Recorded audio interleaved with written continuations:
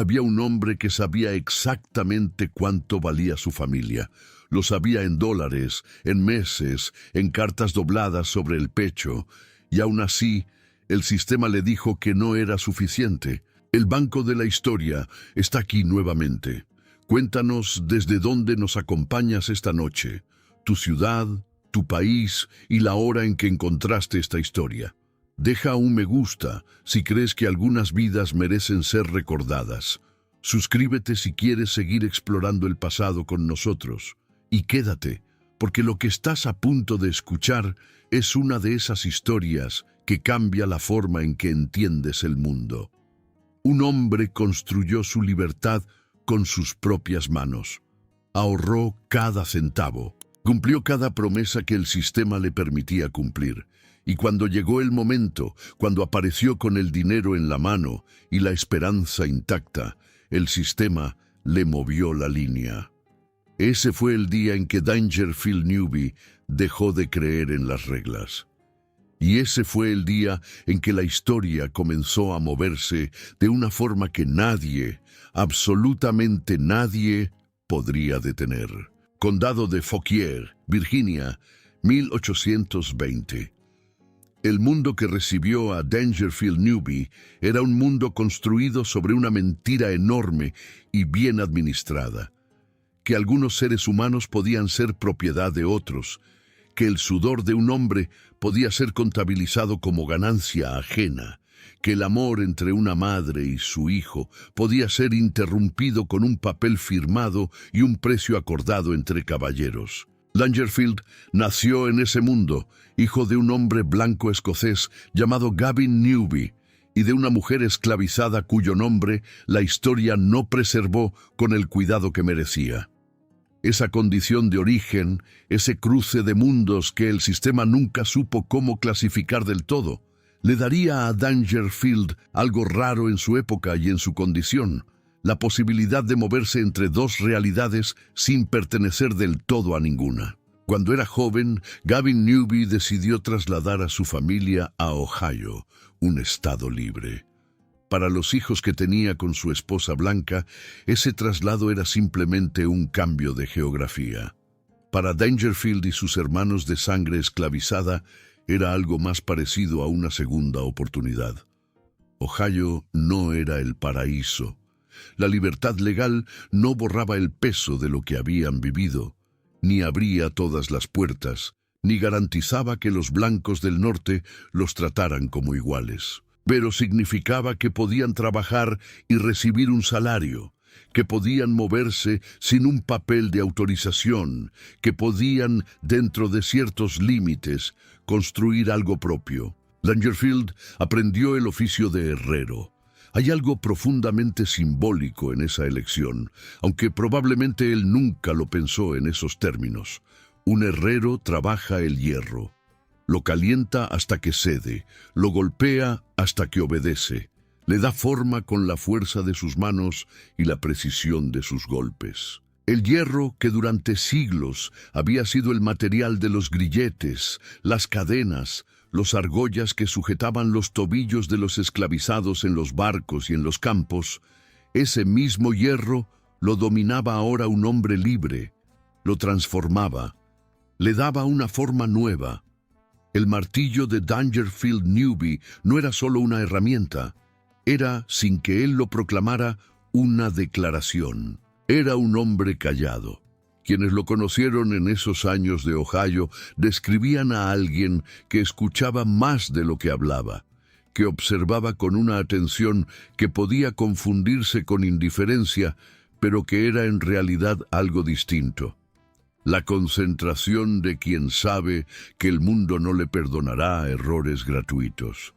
Era alto, de complexión fuerte, con las manos marcadas por años de trabajo en la fragua.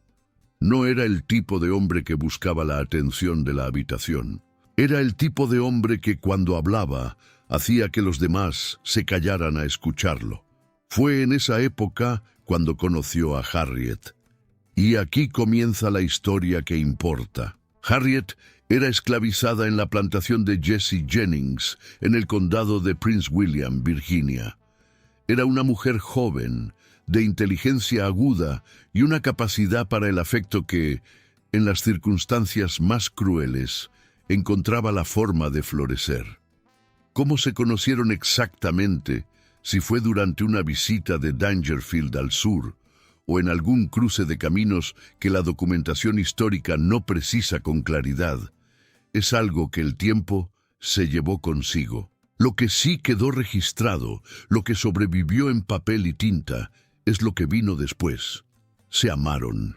Se casaron en la medida en que dos personas en su situación podían casarse, con la conciencia permanente de que cualquier ceremonia entre ellos no tenía fuerza legal alguna en el estado de Virginia, donde Harriet seguía siendo propiedad de Jesse Jennings. Tuvieron hijos, primero uno, luego otro, luego más, y cada hijo que nacía era, al mismo tiempo, una alegría y una deuda impagable con el miedo, porque cada hijo que nacía en Virginia era, según la ley, propiedad de Jennings.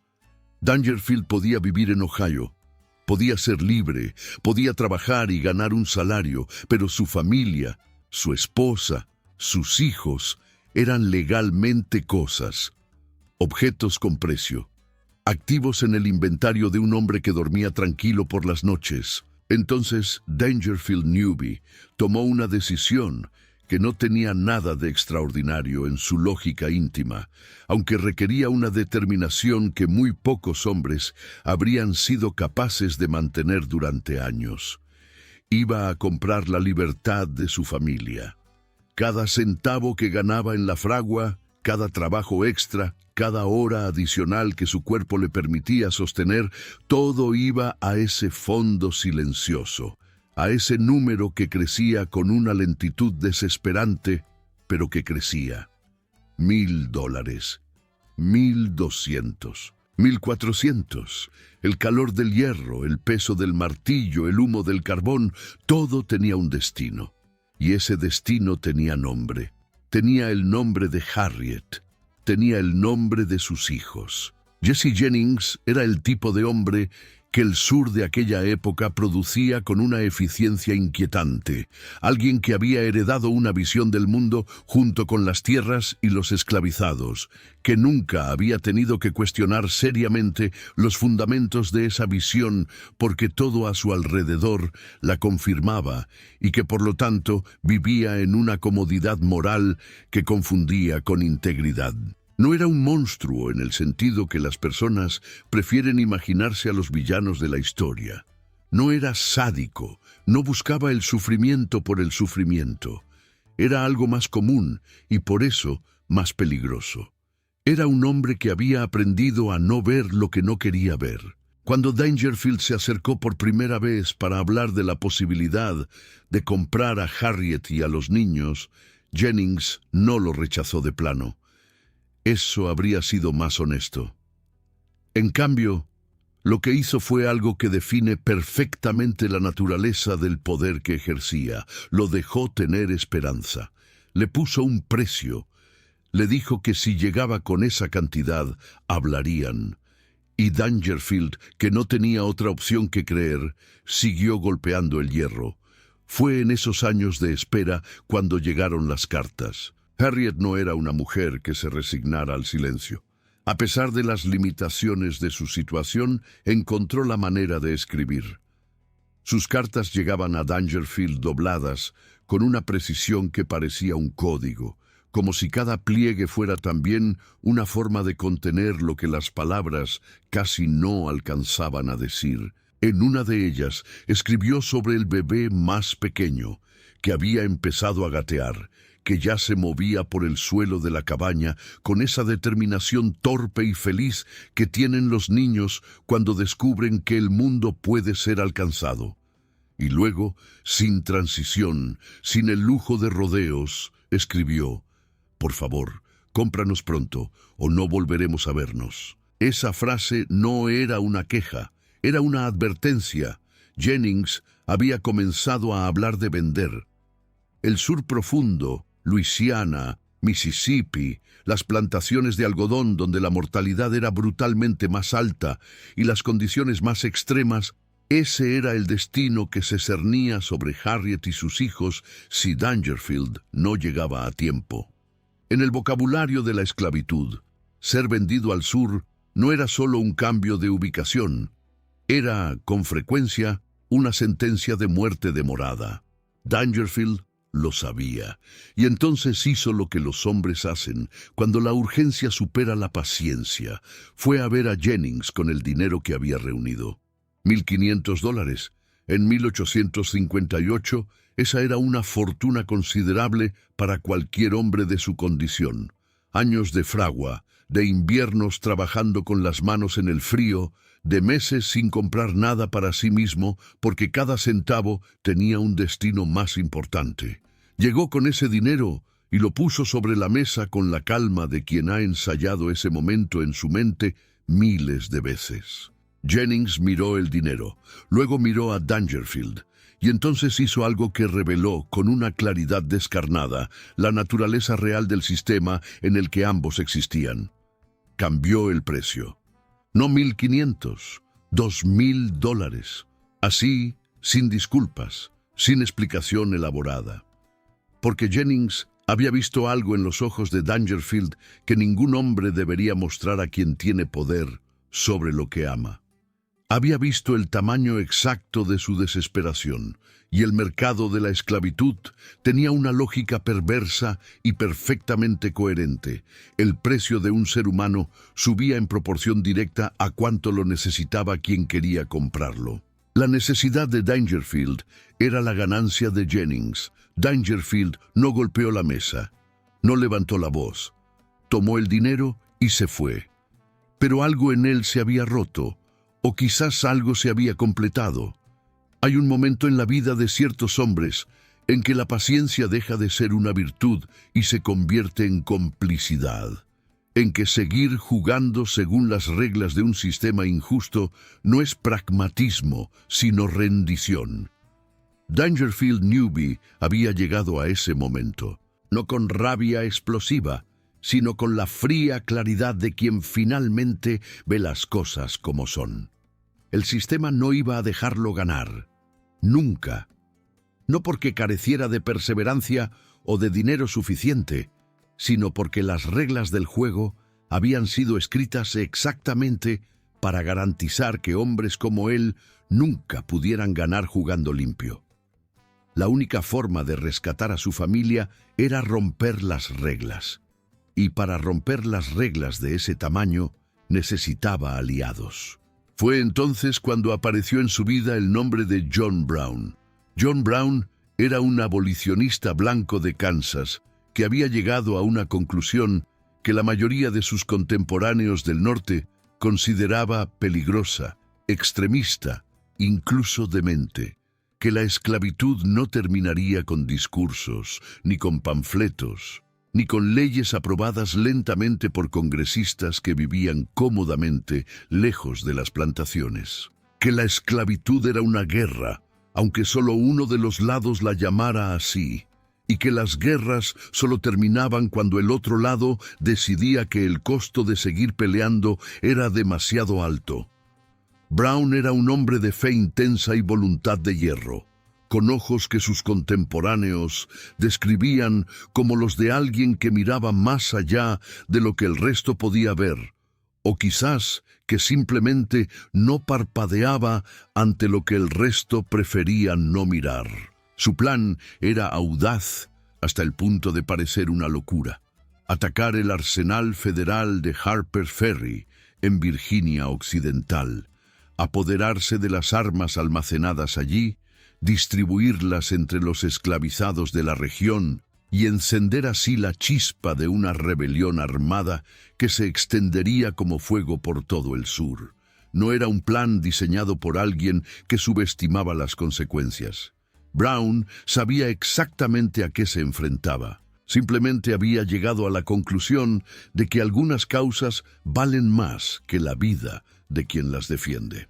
Dangerfield Newby fue el primero en sumarse al grupo de Brown. Es importante detenerse en esa decisión y entenderla desde adentro, no desde la distancia cómoda del presente.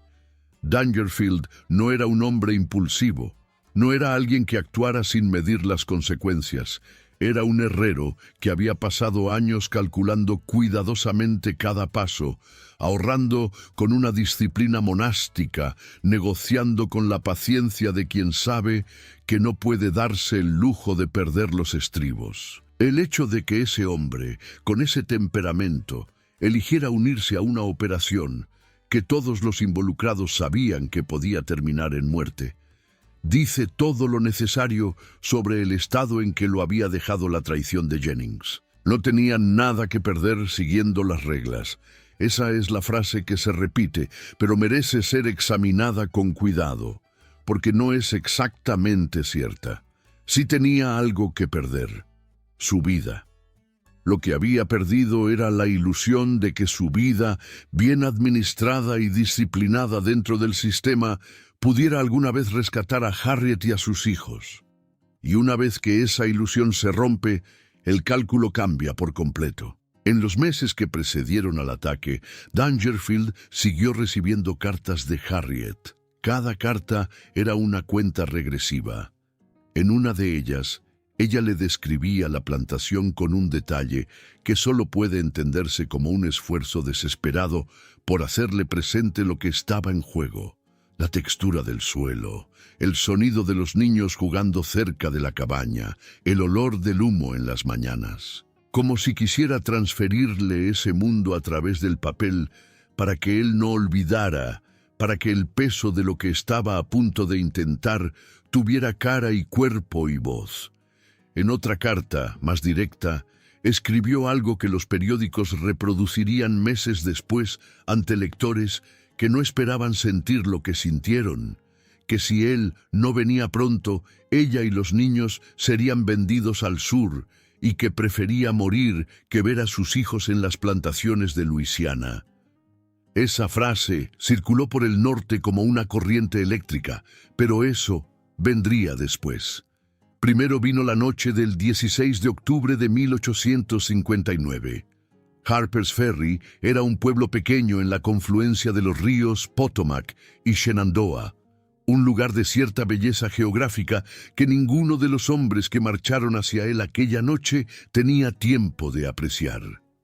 El arsenal federal allí almacenado contenía miles de armas, suficientes para equipar un ejército. El plan de Brown era sencillo en su estructura y enormemente optimista en sus suposiciones: tomar el arsenal por sorpresa, mantenerlo el tiempo suficiente para que los esclavizados de la región se enteraran y se unieran a la rebelión, y desde allí encender una guerra de liberación que el sur no pudiera sofocar. El grupo de Brown era de 18 hombres, 18, contra el aparato de un estado y eventualmente de un ejército. La desproporción era tan evidente que la única explicación para que hombres adultos y razonables la ignoraran es que habían llegado al punto en que la esperanza y la desesperación se vuelven indistinguibles. Dangerfield llevaba consigo dos cosas esa noche: una lanza forjada por sus propias manos, hierro trabajado con la misma precisión que había aplicado durante años en Ohio, y las cartas de Harriet dobladas sobre su pecho, dentro de su ropa, contra su corazón. La elección de llevar las cartas no era sentimentalismo, era una declaración de propósito. Le recordaba, en cada paso de esa marcha nocturna, exactamente por qué estaba allí y exactamente qué era lo que esperaba rescatar. La toma del arsenal ocurrió sin mayores resistencias iniciales. Los guardias fueron sorprendidos, el arsenal fue asegurado, los primeros rehenes fueron tomados. Por unas pocas horas, en la oscuridad de esa noche de octubre, el plan de Brown pareció posible. Los hombres se mantuvieron en sus posiciones, esperando las noticias de que los esclavizados de la región comenzaban a moverse, a acudir al arsenal, a tomar las armas que los esperaban. Las noticias no llegaron. Lo que llegó, en cambio, fue la milicia local. Y luego, lo que nadie en el grupo de Brown había calculado correctamente: la velocidad con que el Estado y el Ejército Federal podían movilizarse cuando se trataba de proteger el orden en el que estaban construidas sus fortunas y su forma de vida. Para la mañana siguiente, Harper's Ferry estaba rodeada. Para el día siguiente, llegaron las tropas federales bajo el mando del coronel Robert E. Lee, el mismo hombre que años después dirigiría los ejércitos confederados en la guerra que Brown, sin saberlo, estaba ayudando a encender. Fue en esas horas de confusión y contraataque cuando Dangerfield Newby cayó. La documentación histórica registra su muerte con una precisión que tiene algo de obscena. Fue alcanzado por un proyectil improvisado, un clavo de hierro largo disparado por un civil que no tenía munición convencional a mano. El mismo material que Dangerfield había trabajado durante años, el hierro que había golpeado y moldeado y transformado, fue el instrumento de su muerte. Tenía aproximadamente 39 años, era el mayor del grupo de Brown y fue el primero en morir. Su cuerpo quedó tendido en las calles de Harper's Ferry. Lo que vino después fue peor que la muerte, en el sentido de que fue deliberado, un acto de degradación diseñado para enviar un mensaje. La multitud que rodeaba el arsenal, hombres del pueblo que miraban el desarrollo de los eventos con una mezcla de miedo y excitación, hizo cosas con el cuerpo de Dangerfield que los periódicos de la época describieron con eufemismos y que la imaginación puede completar sin esfuerzo. Era el sur, en 1859, y el cuerpo de un hombre negro que había osado levantarse en armas no merecía, según la lógica de ese mundo, ningún respeto. Pero las cartas sobrevivieron. Cuando los soldados y los periodistas comenzaron a examinar los cuerpos y las pertenencias de los hombres de Brown, encontraron, dobladas sobre el pecho de Dangerfield, las cartas de Harriet. Alguien las leyó. Alguien decidió que lo que decían era importante. Y esas cartas comenzaron a circular, primero entre los periodistas que cubrían el asalto de Harper's Ferry, luego en los periódicos del norte, luego en los salones y las iglesias y las casas donde los hombres y las mujeres libres del norte debatían sobre la esclavitud con la comodidad de la distancia. La voz de Harriet Newby, esa mujer cuyo nombre apenas aparece en los registros de la historia oficial, esa mujer que era oficialmente propiedad de Jesse Jennings, llegó a oídos que nunca habrían escuchado su historia de otra manera. Baby está empezando a gatear. Por favor, cómpranos pronto o no nos veremos más. El efecto de esas palabras sobre el norte fue difícil de cuantificar con precisión, pero los historiadores que han estudiado el período coinciden en que las cartas de Harriet hicieron algo que los discursos de los abolicionistas más elocuentes rara vez lograban: humanizar. No la causa abstracta de la libertad, no el argumento filosófico sobre los derechos naturales, sino una familia específica, con un bebé específico que gateaba por un suelo específico, con una madre específica que tenía miedo específico a un destino específico.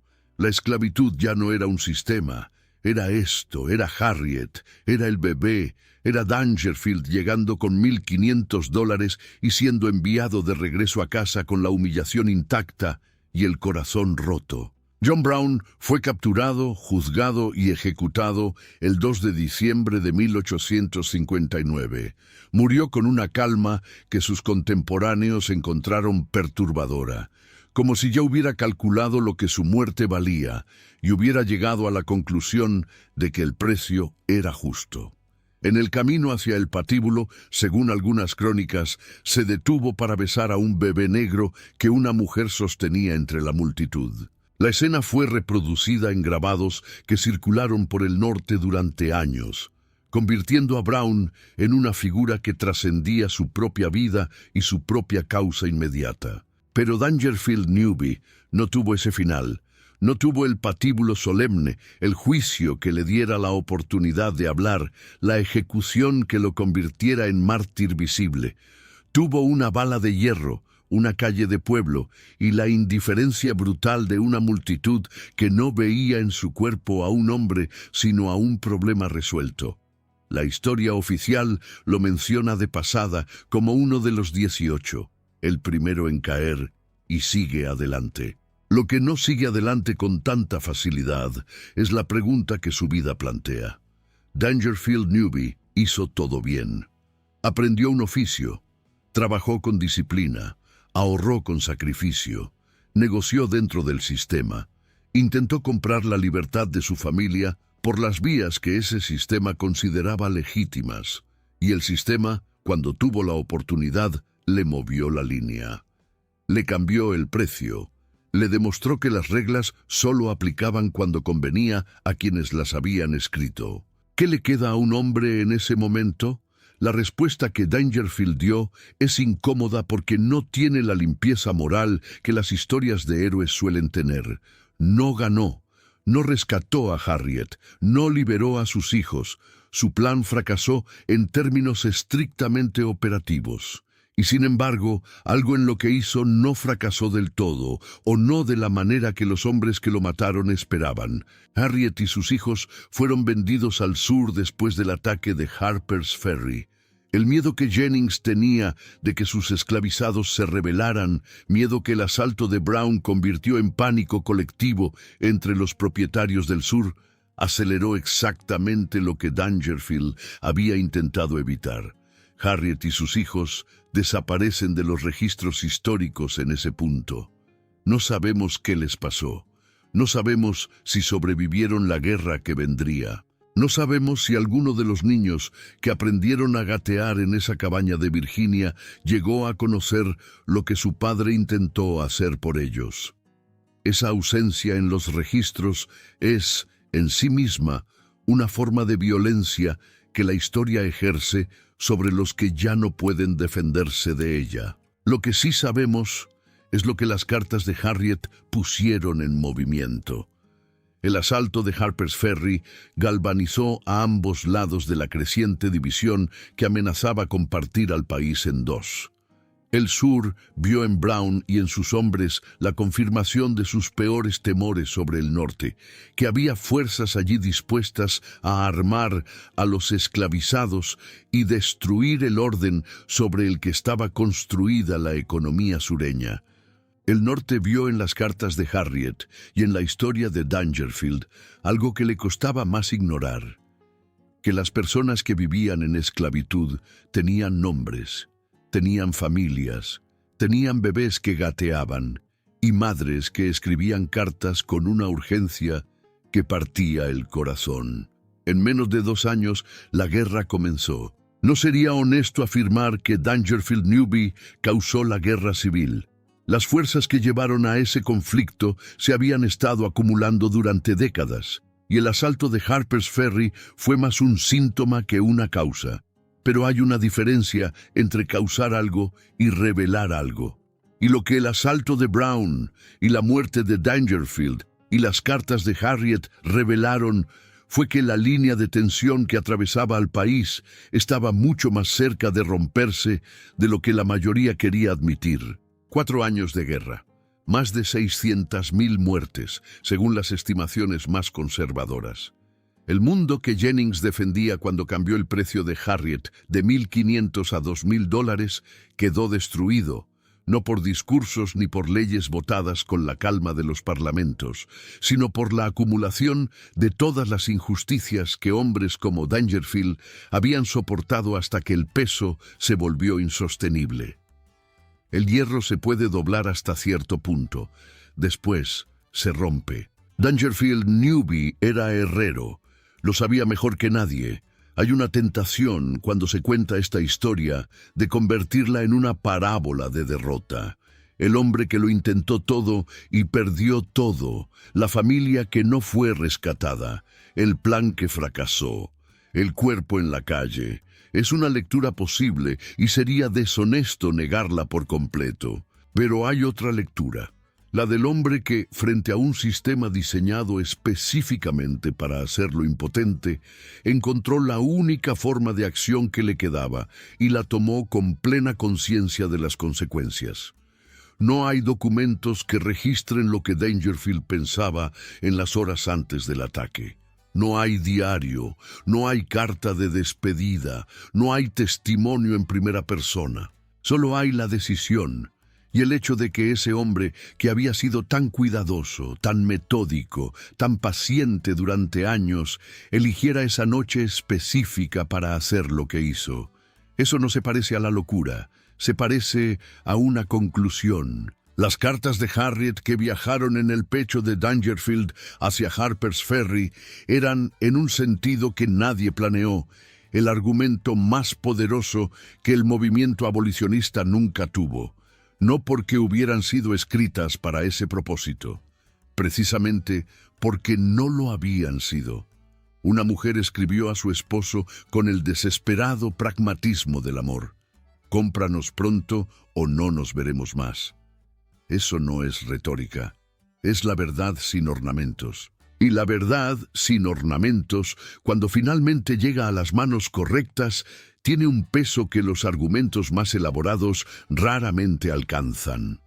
El norte que leyó esas cartas no era un norte perfecto, era un norte lleno de sus propias contradicciones, de racismo disfrazado de benevolencia, de hombres que se oponían a la esclavitud porque ofendía sus principios abstractos, pero que nunca habían tenido que mirar a un esclavizado a los ojos y reconocerse en él. Las cartas de Harriet hicieron eso por ellos. Pusieron un rostro concreto en una abstracción que era mucho más cómoda abstracta. Y así, la mujer que no pudo ser rescatada, rescató algo de otro tipo. Su voz, que el sistema había diseñado para ser silenciada, encontró una audiencia que no esperaba escucharla. Sus palabras, que habían sido escritas para un solo hombre en Ohio, terminaron en los ojos de Miles. Su historia, que debería haber desaparecido con ella en los registros de alguna plantación de Luisiana, sobrevivió en los archivos, en los libros, en esta narración. Dangerfield Newby llegó a Harper's Ferry con las cartas de su esposa sobre el corazón. Llegó como un hombre que ya había agotado todas las otras opciones. Llegó como alguien que sabía, con la claridad fría de quien ha pensado un problema desde todos los ángulos posibles, que la única forma de recuperar a su familia era cambiar las reglas del juego, y que cambiar las reglas de ese juego tenía un costo que él estaba dispuesto a pagar. No recuperó a su familia, pero tampoco se quedó de brazos cruzados mientras el sistema lo despojaba de todo lo que amaba.